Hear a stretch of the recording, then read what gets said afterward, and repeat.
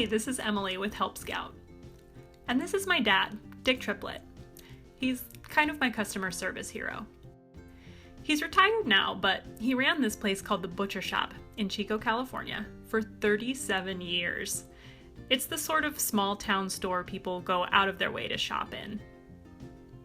I love going to a place where people know who you are and they know what you like and they call you by name, and being able to say, listen, I need a 7-pound exactly for this recipe because I have to follow the recipe exactly, and have it cut exactly how you want it and have it trimmed or anything. And then it's all done with a smile and knowing who you are and treating you like you're special. Just about any of us can pull a recipe out of our hat and help them with one form of preparation or another for each particular cut. I chatted with my old boss, Jason Freed at Base Camp, about this old school kind of service.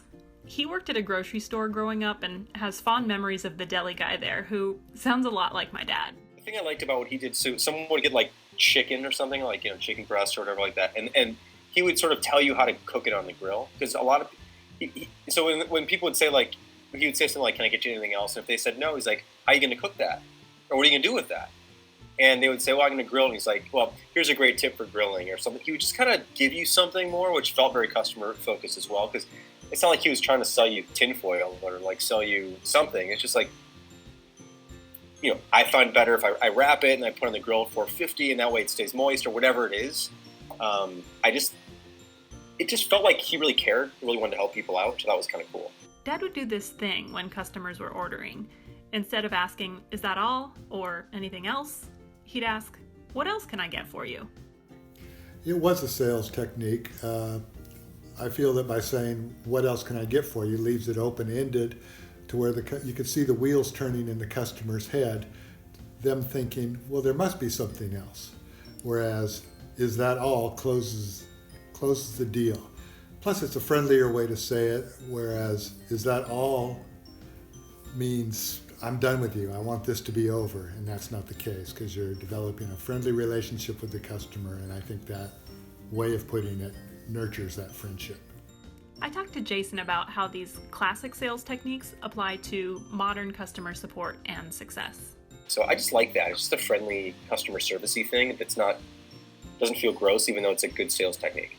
Yeah, technically they're selling you something, but it doesn't come from that. It's not like if we only sold this jar of pickles, like we'd be millionaires. It's not like that kind of thing. It's more like, I know this guy likes pickles, like, and we just got this great pickle in. Like, they should know about that. And I kind of wonder if that sort of thing would be useful in support. Like sometimes people email in a question.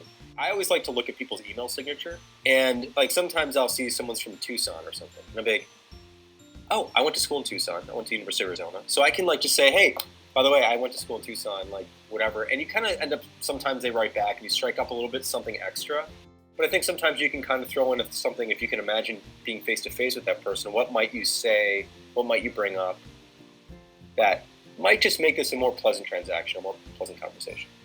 So you're not just selling more product, even though that might happen.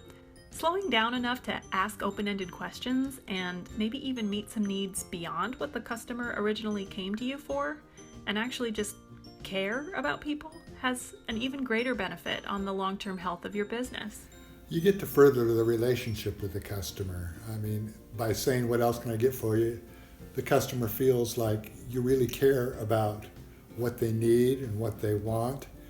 And it's not just, an open and shut case. It's a continuing thing that brings a friendship to the relationship.